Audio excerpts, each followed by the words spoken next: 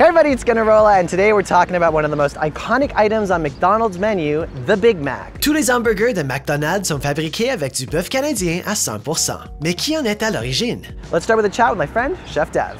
Why do you think it's important for Canadians to care where their food comes from? It gives us an opportunity to bridge that gap from farm to table. If I know where my food is coming from, I can make better, more informed decisions for not only myself, but my family, my friends, the people that I care about, and ultimately the people that I cook for. Dans cet esprit, faisons un voyage au Manitoba pour aller directement à la source et rencontrer Christine Tapley, une éleveuse de bétail canadienne. So Christine, when people think of a farmer or a rancher, they usually have an image of...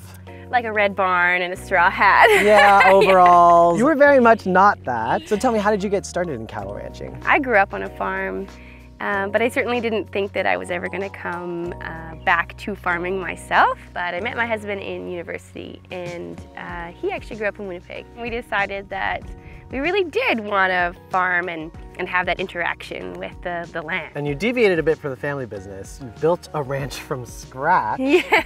How do you do that? Yeah, well, it's maybe silly, kind of crazy. The first piece of property that we actually purchased together was an old gravel pit. And so no grass was really growing there. Moved the soil back, used the cattle then to kind of help rejuvenate that ecosystem again, and now it is a thriving grassland. We have worked with a conservation organization to put an easement on that land, which means that it will stay grass and trees and water now forever. It can never be tilled or pushed down ever again. So yeah, kind of a legacy. So walk me through a normal day for you. What does a normal day on the farm look like? We move around the landscape a lot, making sure the fences aren't broken and there's water there and there's good grass there. You want to wear a tool belt? Yeah. It's like a regular belt, right? Yeah, but you want the pockets at the front. Put some muscle in it. I don't think it's supposed to droop like that. So you don't really have to do much upkeep on the land. So when cattle come in, you can see they've taken bites in some places. You can see it's sheared off there. But in other places, it's just stepped over, kind of like armor on the soil, and it protects, keeps the moisture. And then they also, of course, leave cow patties, manure, and that takes the nutrient out of the grass and cycles it down into the soil and feeds the soil bugs and things like that. And then we move the cattle off of here. Those plants have a chance to grow again. And then the lever goes up and over.